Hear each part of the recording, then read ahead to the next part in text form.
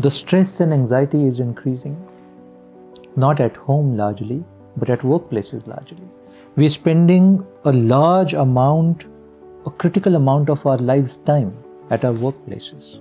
And those workplaces have become the centers of stress, unfortunately. Why is it so? Why we are using the terms as leaders are alone at the top?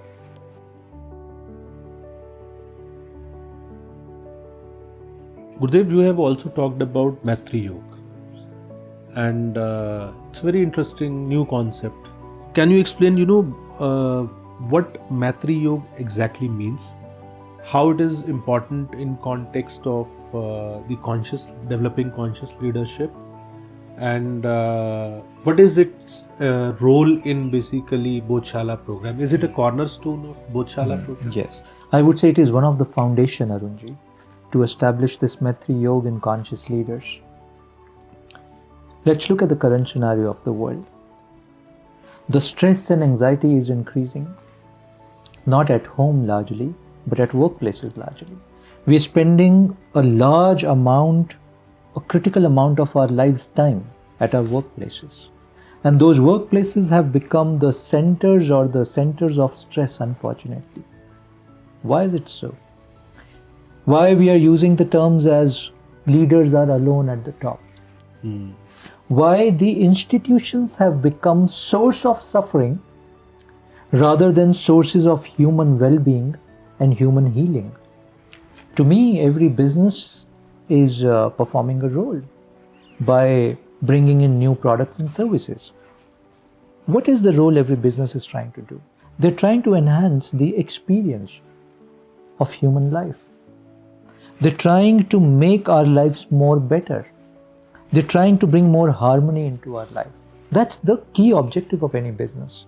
But the same business houses are becoming the centers of stress and anxiety for the people who work there. What's the missing link there? Arunji, missing link there is we're not utilizing the full human capability. We are asking our leaders and our teams to only bring their mind into the organization, their intellect into the organization, and leave their heart at home. Many centuries ago, Arunji, we all used to live in tribes, communities. The communities were our support system. Those tribes were protecting us. We were protecting each other. We were supporting each other. We were nurturing each other. Then came the joint family model. तो थोड़ा छोटा हो गया. From 100 people of the tribe, we became, 30 people of a joint family. Rather, the word was kula. हमारा कुल छोटा हो गया. 100 लोगों की tribe से we came to about 50 people of the kula. From there, the joint family. The 15 people of your, immediate blood relations. And then the nuclear family. And now it's the nano units. We're all living alone. And because of that, our well-being is taking a toll. Every youngster is in stress and in anxiety. What's really happening here? Where is that support system? Why? What our friends used to do for us, they were our healers, they were our mentors, they were our guides, they were our financial planners, they were everything for us. We stopped investing in those sacred friendships and we started investing in healers and doctors. No offense to healers and doctors, but this model is not sustainable. Out of 24 hours of a day, if you sleep 8 hours, commute for 4 hours, that's about 12 hours. And then you spend about 10-12 hours at office. And you don't have friends there.